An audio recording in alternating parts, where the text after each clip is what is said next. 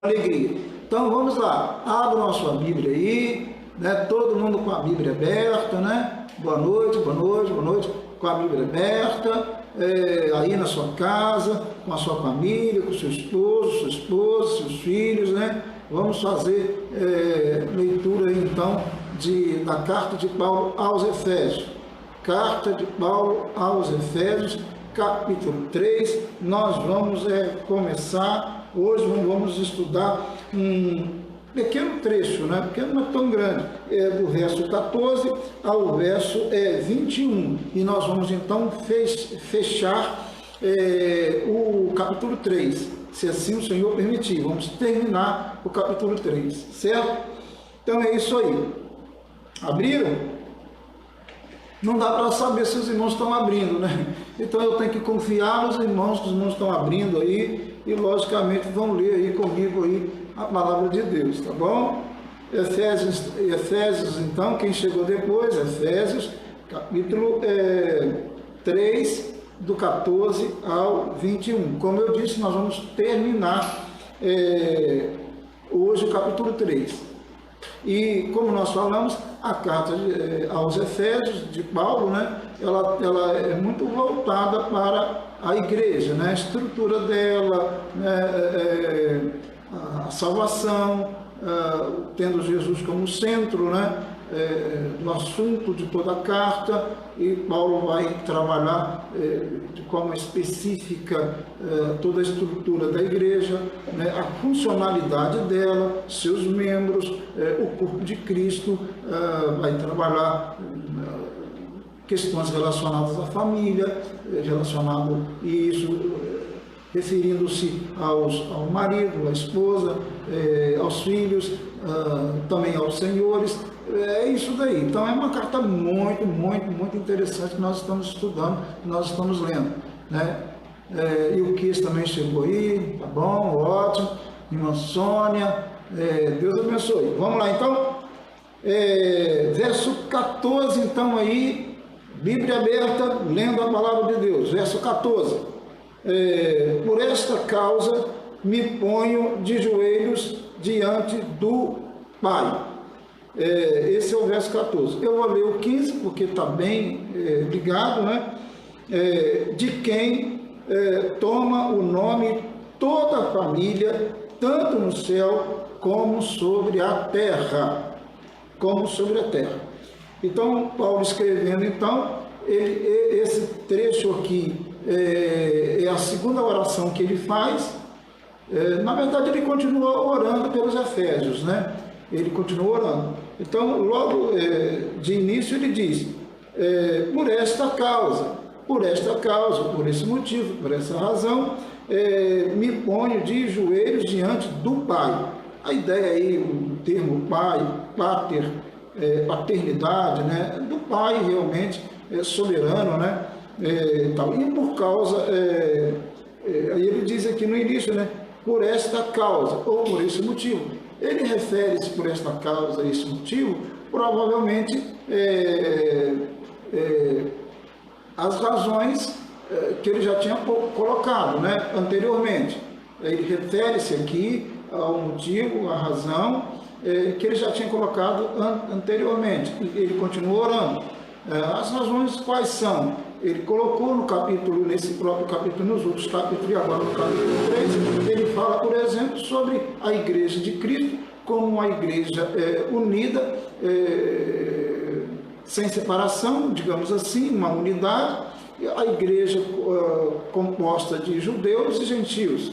Ele fala isso nesse capítulo, no texto anterior. Então, está fazendo uma ligação, está falando por causa disto, né, ou por causa dessas coisas, por esse motivo, né, porque a igreja, como igreja de Cristo, composta de judeus e gentios, unida, deveria, no último verso, o 13 do texto que nós lemos anteriormente, em outro dia, né? Portanto, vos peço que não desfaleçais nas minhas tribulações por vós, pois nisso está a vossa glória. Quer dizer, Paulo, então, ele termina a outra oração falando, pedindo a Deus, né, para que os efésios, a igreja ali de Éfeso, não se desfalecesse, ou seja, não ficasse desanimada, né? Ele está orando para que a igreja não ficasse desanimada, né? Sem perspectiva espiritual, né? É isso mesmo, sem ânimo mesmo, né? Ele pede para que ela não desfaleça. Ele está orando a Deus. E aí ele continua dizendo: por esta causa, eu me ponho de joelhos. Me ponho de joelhos diante do Pai, né? Por esta causa. Então, essa causa, então, refere-se, logicamente, a uma intercessão feita baseada naquilo que ele já tinha colocado, a igreja, a unidade da igreja. Ele continua orando pela unidade da igreja, ele continua orando para que a igreja não desfaleça, para que a igreja permaneça firme. Então, a ideia basicamente está ligada a isso daí. E ele diz: me ponho de joelhos diante do Pai. A ideia aqui de joelhos, a Bíblia nem sempre menciona a expressão de joelhos. Os judeus ortodoxos, os judeus realmente conservadores, eles oravam geralmente em pé, né, e levantando as suas mãos, né, aos céus e tal. Geralmente faziam isso. Quando os judeus se colocavam realmente de joelhos, é porque ele estava realmente num momento muito contrito diante de Deus e invocando o Senhor de uma forma muito sincera, num momento muito especial, e eles geralmente faziam isso.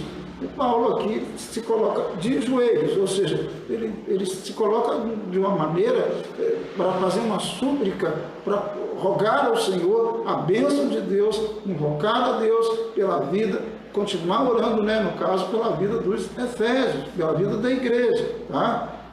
Paulo, então, ele continua fazendo isso. E é claro, ele se coloca de joelhos diante do Pai, né? Diante do Pai, Pater, paternidade, do Pai Celestial, né? E aí, no verso 15, diz: de quem, ou seja, do Pai, de quem toma o nome toda a família, tanto no céu como sobre a terra. Quer dizer, a família aqui, tudo indica que é a família de Deus, ou seja, os servos de Deus que estão nos céus e aqueles que estão na terra, os redimidos do Senhor.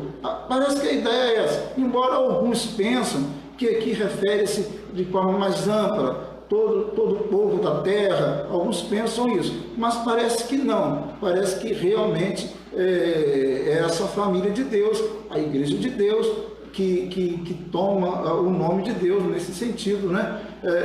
Como família dele, que pertence a ele, né? Que pertence a Deus, que pertence ao Senhor. Então, parece referir-se realmente aos redimidos do Senhor, tanto aqueles que estão nos céus, né? Que já estão lá, que já foram para lá, quanto aqueles que moram aqui, tá bom? Então, Paulo, ele inicia essa oração, ele continua, é uma nova oração, ele acabou de fazer uma, ele segue fazendo outra, ou continua simplesmente orando a Deus, e ele coloca-se de joelhos diante do Senhor, continuando o raciocínio e a oração pelos Efésios, e como ele diz aqui, orando de joelhos diante do Pai, de quem toma o nome toda a família, né?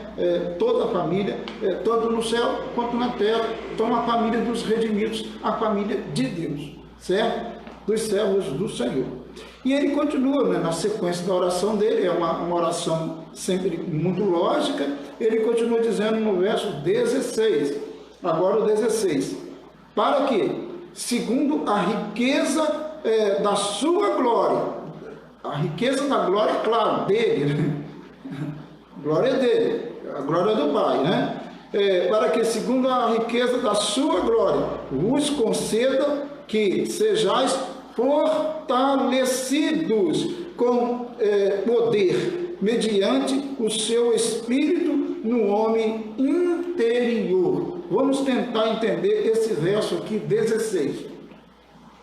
Bom, diz assim, segundo a riqueza, para que segundo a riqueza, no caso da sua glória, a riqueza da glória de Deus, não dá para mensurar isso, não dá para calcular a riqueza da glória de Deus, mas a segunda riqueza dele.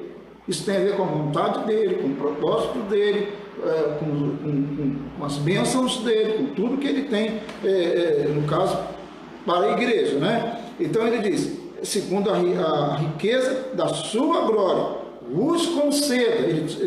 Lembremos que ele está orando, ele está pedindo a Deus, vos conceda que sejais fortalecidos, força, com poder, fortalecidos com poder, claro, poder do Espírito Santo. Não é o poder físico, não é o poder bélico, não é o poder intelectual, não é nada desses poderes aí, humanos. É o poder, realmente, o poder de Deus. A força pelo poder de Deus. Então ele está orando para que os irmãos, a igreja em Éfeso, fosse fortalecida, tivesse força. Ele estava distante, como nós lemos, já estudamos, ele estava nesta carta aos Efésios, no momento ele estava preso em Roma, então ele está lá orando, ele manda, claro, depois dessa carta escrita e a oração ali, claro, ao Senhor que ele fizera, rogando para que Deus então fortalecesse, desse força, poder, com poder mesmo, para que eles enfrentassem as lutas que eles naturalmente teriam que enfrentar como igreja de Cristo. Tá? Então, é muito claro isso aqui, ele rogando a Deus. Então, segundo, claro, a riqueza da glória de Deus, do poder de Deus, nos conceda, que sejais fortalecido com poder. Então, o poder fortalece, o poder de Deus fortalece, não é o poder do homem, como eu disse, não é nada que qualquer atributo físico ou intelectual, nada disso, nem uma mera religião. É um poder realmente espiritual, um poder sobrenatural que estaria na vida dos Efésios, para que eles então fossem fortalecidos, certo? Mediante o seu espírito no homem interior, ou seja, dentro do homem. Esse poder dentro do homem iria mudar aqui dentro, iria fortalecer aqui dentro dele, iria fazer com que ele realmente, com que os Efésios tivessem uma força extraordinária, uma força para enfrentar os problemas, uma força para enfrentar as perseguições, tanto internas quanto externas. Então, eles precisariam dessa força, desse poder. Paulo não poderia estar, Paulo estava preso, mas o Espírito de Deus, o poder de Deus estaria com eles ali, fortalecendo-os, tá? Então, com poder mediante, claro, o seu Espírito no homem interior.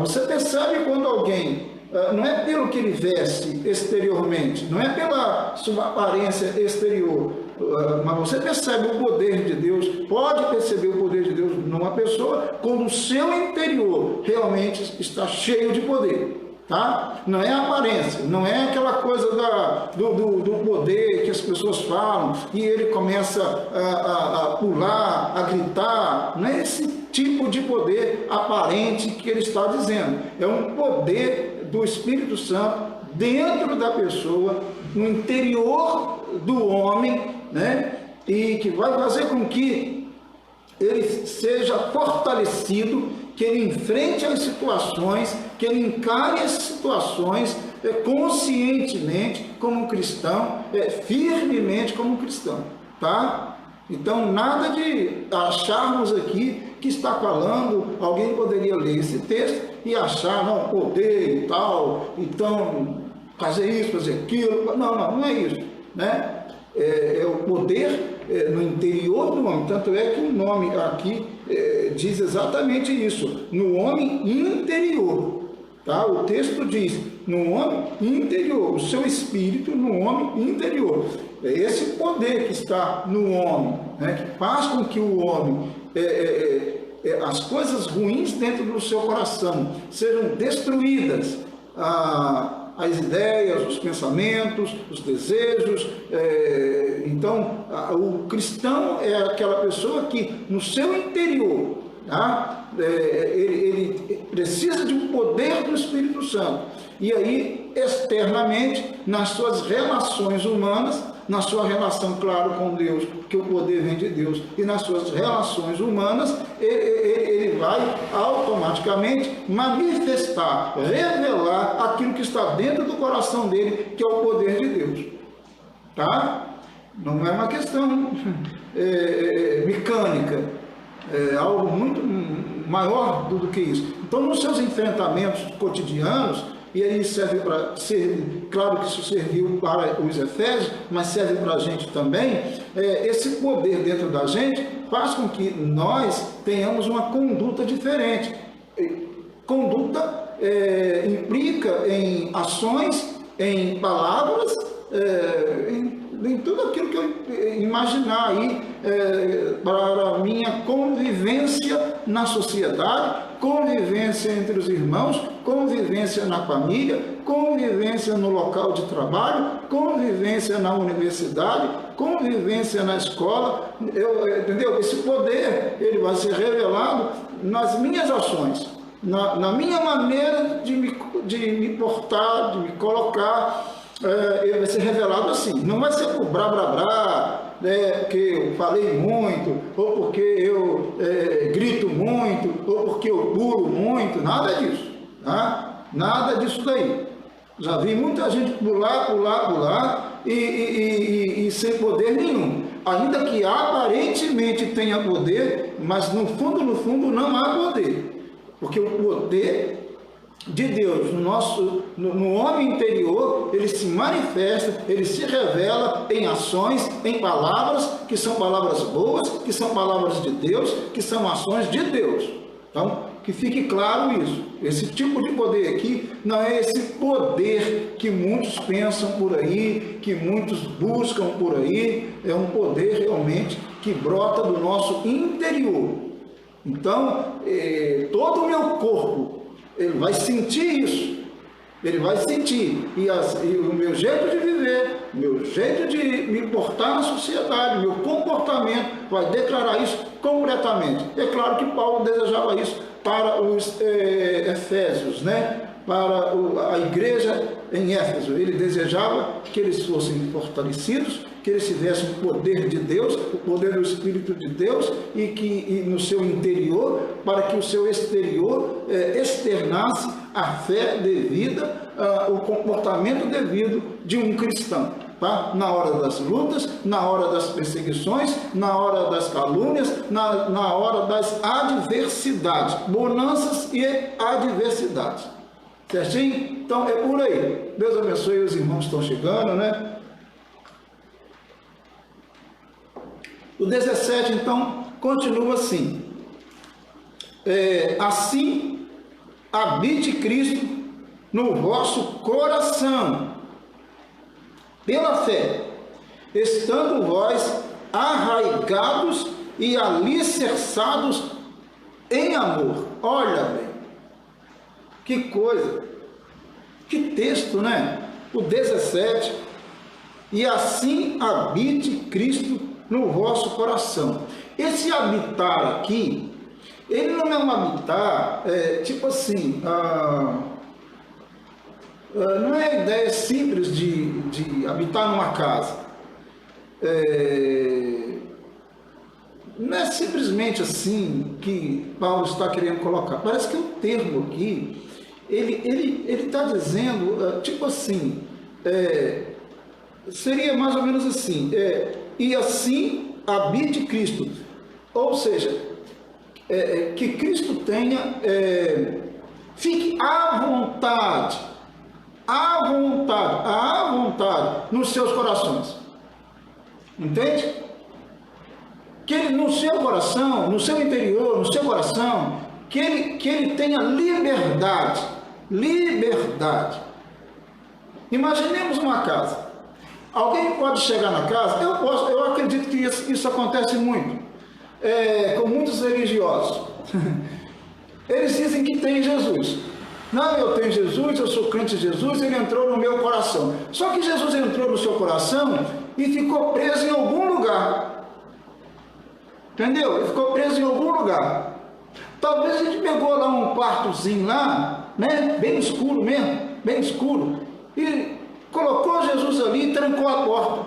Falei assim, ó, não sai daí não. Não perturba a minha vida não. Perturba não. Eu sou cristão, eu sou da denominação A, da religião lá, B, mas ó, não perturba não. Fica aí no quartinho aí, trancadinho aí, e beleza. E eu vou vivendo aqui e aí o senhor pode atuar aí nesse quartinho aí. Nesse quartinho tu tem liberdade. Mas aqui, habitar completamente, habitar totalmente, ter liberdade, ficar à vontade, negativo, pode parar. Tá? Tem muitos religiosos que são assim. Esse tipo de habitar aqui, que Paulo está falando, e assim habite Cristo no vosso coração, e assim Cristo tenha liberdade no coração de vocês, que ele habite, que ele viva e que ele permaneça no coração de vocês, tendo liberdade de atuação no coração de vocês. Então ele não pode ficar preso no quartinho, porque seria meio estranho, né? Alguém chega na minha casa, fala assim, vem, entra, seja bem-vindo. Aí eu jogo ele no quarto escuro lá e deixo ele lá e falo assim, ó, você tem toda a liberdade, só não sai do quarto não. Não me perturba não. Não veja o que eu estou fazendo cá na sala não. Não veja o que eu estou fazendo no outro quarto não. Não veja o que eu estou fazendo lá no banheiro não. Não, Jesus, fica aí nesse quartinho aí. Eu acho que tem alguns religiosos que parece que tem esse tipo de... Jesus mora assim, né? Na vida deles assim, entendeu? E isso é manifestado na vida dessas pessoas porque simplesmente elas não mudam nada. Elas continuam do mesmo jeito, quase do mesmo jeito antes de conhecer Jesus. Entendeu? Quase do mesmo jeito. Porque Jesus não tem liberdade, ele não fica à vontade. Entendeu? E nem eu, muito menos, quero que ele fique à vontade, eu quero que ele fique lá, no cantinho lá. Mas entrar na minha vida, no meu coração, e entrar e ir tirando as impurezas, né?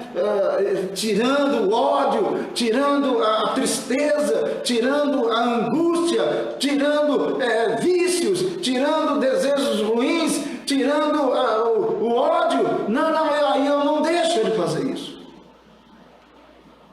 Entende ou não?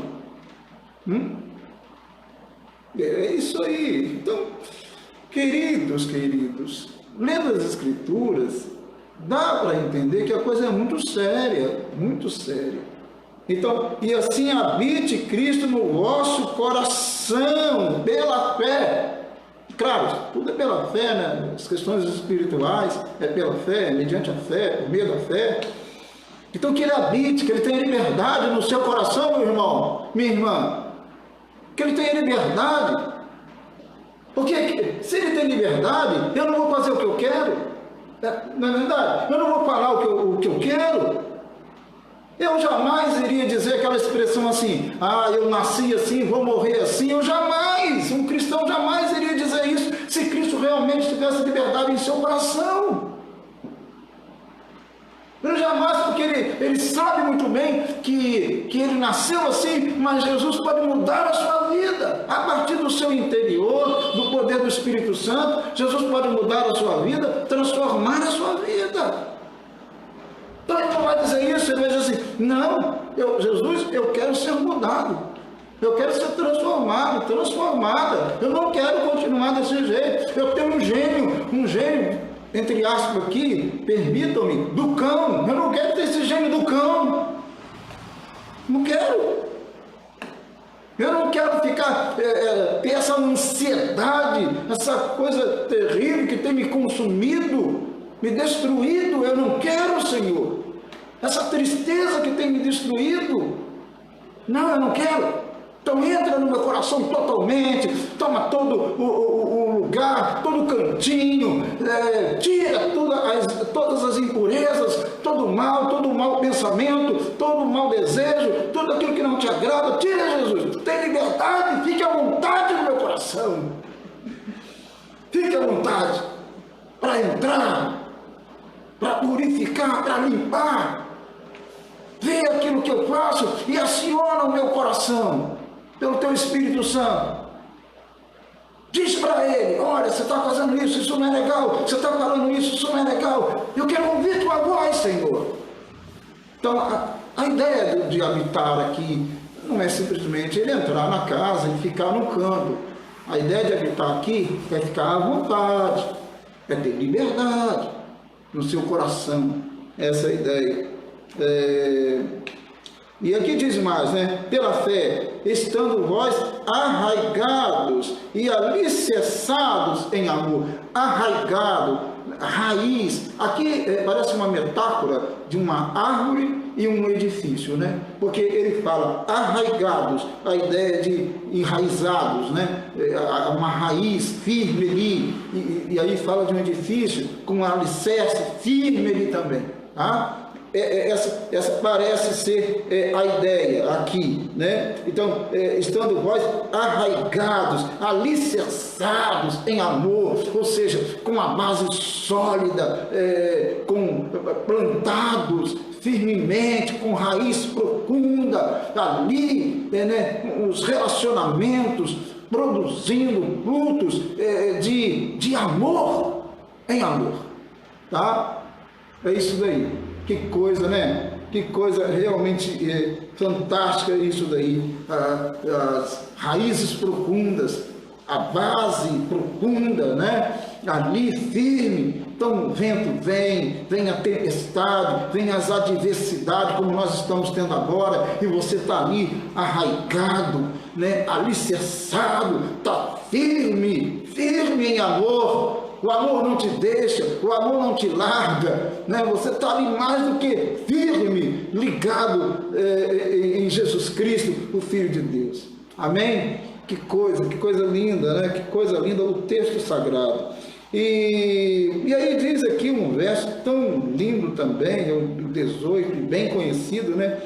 A fim de poderdes compreender com todos os santos qual é a largura, o comprimento e a altura e a profundidade.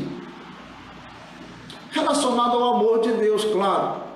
Existe aqui a ideia de, alguns colocam, de 4 dimensões insondáveis do amor de Cristo.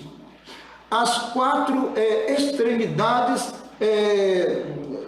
no caso da cruz. Uma ideia aqui, nessa ideia de largura, na ideia de comprimento, na ideia de altura e na ideia de profundidade. Então pensando nisso daí, alguns colocam assim: largura abrange a todos indistintamente, né? No sentido largura, né? Coisa horizontal, pensando, né? Abrange a todos indistintamente, certo? No caso, claro, a cruz de Cristo, o amor de Deus, tá? A todos, indistintamente. Agora, o comprimento é a ideia o quê? O comprimento na ideia de abranger todos os tempos. Todos os tempos. Ou seja, o efeito da cruz, o amor de Deus em todos os tempos. Em todos os tempos. E a altura. Estendeu-se até o céu para trazer o Filho amado à terra para morrer por nós. Essa ideia de altura, né? Então o amor, nessa dimensão do amor, né, de Deus, estende-se até o céu para trazer o Filho de Deus, o Filho amado de Deus, isso tudo feito, claro, por amor, para nos salvar. Então, a ideia de, alguns colocam de altura, certo? E a ideia de profundidade, a ideia de que Jesus, ele suportou sofrimento infinito para expiar os nossos pecados. Então, essa ideia de largura, de comprimento, de altura e de profundidade, tá? Alguns colocam essas quatro extremidades da cruz, ou no caso do amor de Deus aí, certo? São quatro dimensões. Por isso que o texto vai falar sobre isso, a fim de poderes compreender com todos os santos, né?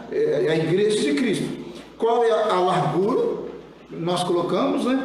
Essa dimensão abrangendo todos indistintamente. Então, qual é a largura? O comprimento, como nós colocamos, abrange todos os tempos, né? Todos os tempos, né? O comprimento e a altura estende-se até o céu para trazer, no caso, o Filho amado. E no caso, a profundidade, a ideia, né? Isso tudo é a manifestação do amor de Deus, a ideia de profundidade. Jesus, no caso, suportou um infinito sofrimento, né? Para expiar, no caso, os nossos pecados. É uma ideia interessante, baseada exatamente nesse texto aqui, a fim de compreendermos, nós entendermos algo que parece impossível entendermos perfeitamente, mas Paulo está colocando isso daqui, né?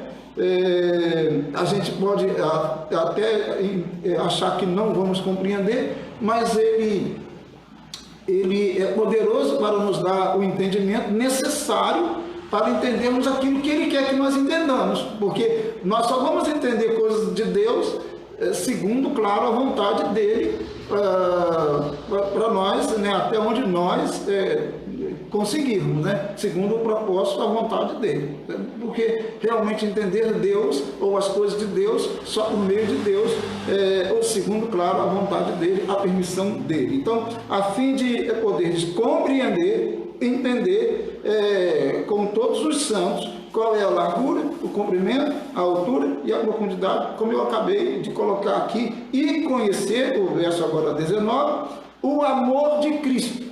Tá? E conhecer, claro, tudo isso ligado ao amor de Cristo. E conhecer o amor de Cristo, que excede todo entendimento. Quer dizer, se excede todo entendimento, como que eu vou compreender? Como que eu vou entender? Claro, Deus vai fazer com que entendamos aquilo que Ele quer que entendamos e que compreendamos o suficiente para que nós tenhamos ou entendamos esse amor de Deus, esse amor que não tem, como diz, é infinito, né? O amor de Deus é imenso, é infinito, né? É manifestado na cruz, né?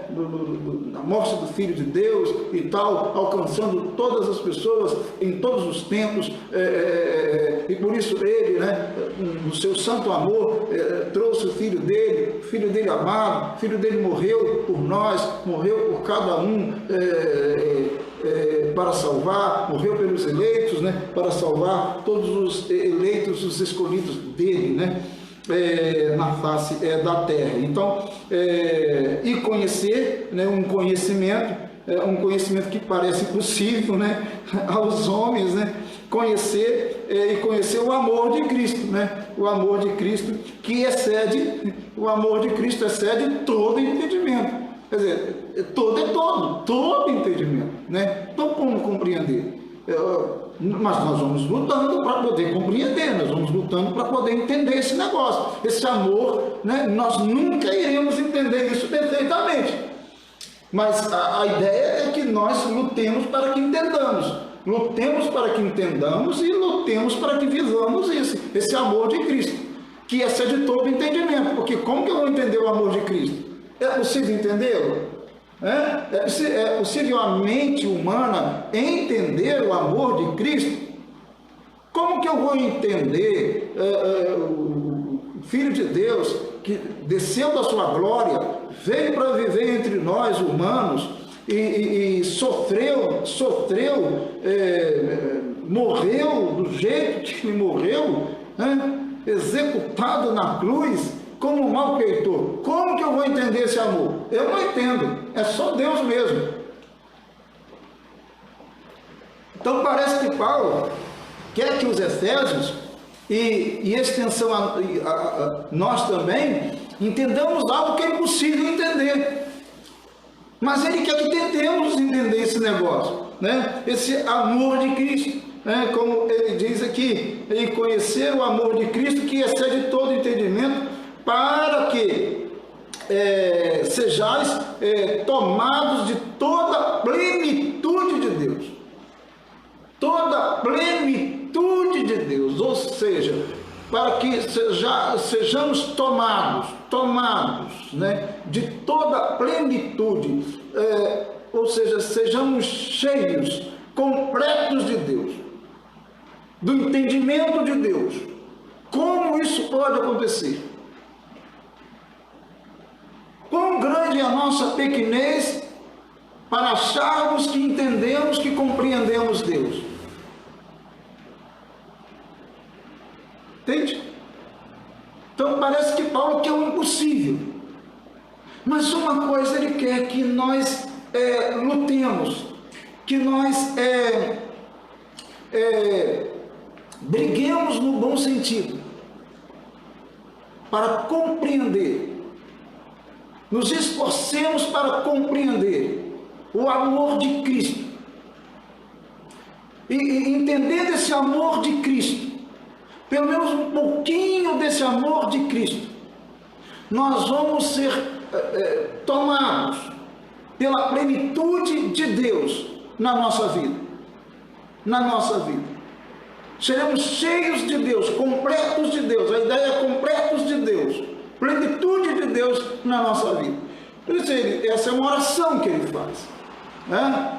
É uma oração que parece impossível aos Efésios, e parece-nos também hoje impossível, que conheçamos, que, como ele diz, e conhecer o amor de Cristo. Parece impossível isso, né? Parece impossível entender como o texto diz, a largura, entender o comprimento, a altura, a profundidade desse amor e tal. É muito, muito complicado, né? Conhecer esse amor de Cristo, que excede, como o próprio Paulo diz, que excede, né? Está além realmente, que vai além de todo entendimento. Todo entendimento possível de uma pessoa, qualquer teólogo, qualquer religioso, vai além, né? Excede todo entendimento. E aí diz que para que sejais tomados de toda a plenitude de Deus, de toda a plenitude de Deus, tomados, possuídos de toda a plenitude de Deus. Possuídos. Imagina, alguém que é tomado por toda a plenitude de Deus. Ele é cheio, ele é completo de Deus, nele, dentro dele, em Cristo Jesus. É o que nós colocamos, Cristo habitando na gente, tendo liberdade dentro da gente, né? Modificando as nossas práticas, modificando as nossas ações, modificando as nossas palavras, agindo dentro da gente. É Deus atuando dentro da gente, tendo plena liberdade para fazê-lo. E nós vamos nos enchendo no sentido de ser preenchido por Deus, tomado por Deus, pela presença de Deus na vida da gente. Esse sentido, amados, ele roga isso. É a oração dele, né, direcionada aos Efésios, que serve para os Efésios, que serviram para os Efésios naquele tempo e serve para a gente neste tempo. Pensar essas coisas, desejar essas coisas, buscar essas coisas, tentar entender esse amor de Cristo e ser possuídos pela plenitude, né? Cheios da plenitude, completos da plenitude de Deus na nossa vida. Como a gente está aquém disso, eu estou aquém disso. Eu queria andar pelas ruas e não queria dizer nada, não haveria necessidade de dizer nada. As pessoas perceberiam que eu estou cheio, estou completo, estou com a presença de Deus na minha vida. Elas perceberiam, eu não precisaria dizer nada. Só a presença, só chegando, e as pessoas iriam perceber pelas palavras, pelo tom da voz, elas iriam perceber pelo comportamento honesto, elas iriam perceber pelo amor, elas iriam perceber pelo perdão, elas iriam perceber pela generosidade, elas iriam perceber pela mansidão, o fruto do Espírito Santo na vida da gente. Essa é gente cheia de Deus. Vejo muita gente cheia das religiões, cheio das denominações, e com pouco Deus na vida. E muitas vezes nos apresentamos assim.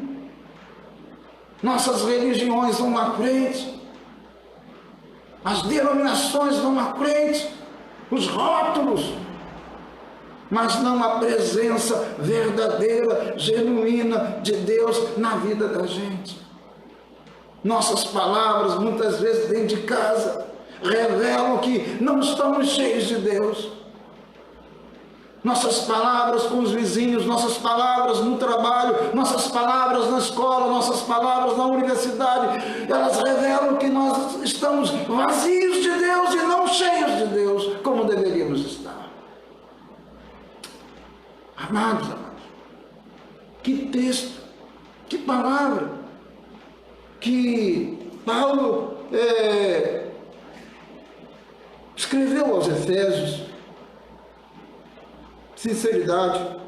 Vamos para terminar, ele diz: ora, aquele que é poderoso para fazer infinitamente mais do que tudo quanto pedimos e pensamos, conforme o seu poder que opera em nós. Ele está orando. Então, para finalizar a sua oração, ele diz: ora, aquele, ou seja, Deus, né, que é poderoso para fazer infinitamente mais do que tudo quanto pedimos ou pensamos, né?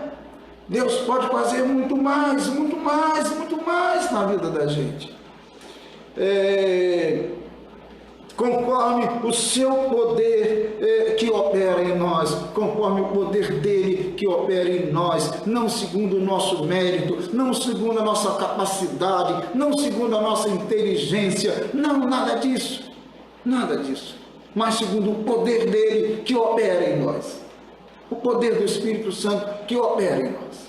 É isso que ele está dizendo, fechando a oração dele aqui.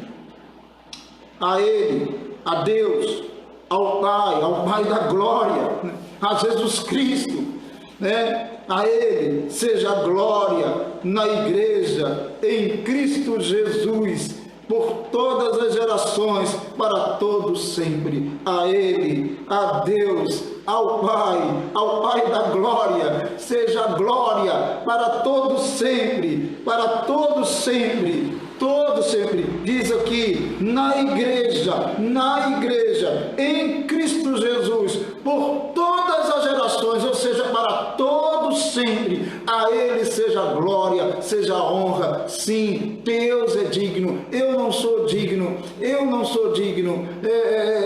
mas ele é digno de toda a honra e de toda a glória. Que o poder dele habite em nós, que sejamos cheios de Deus, da presença de Deus, e que isso seja revelado claramente em nossa maneira de agir, em nosso modo de viver, lendo as Escrituras, orando ao Senhor, amando as pessoas, amando uns aos outros, perdoando uns aos outros e vivendo uma vida de amor verdadeiramente, que lutemos, que nós avancemos no conhecimento de Deus, desse amor de Cristo, que é impossível compreendê-lo totalmente, é impossível entendê-lo completamente, mas que Deus nos revele o suficiente para vivermos nesta terra como igreja de Cristo, cheias da presença de Deus, cheias de Deus nesta terra, em nome de Jesus Cristo. Que isso aconteça na vida da gente, que isso aconteça na sua vida, para a glória de Deus, em nome de Jesus. Amém, amém.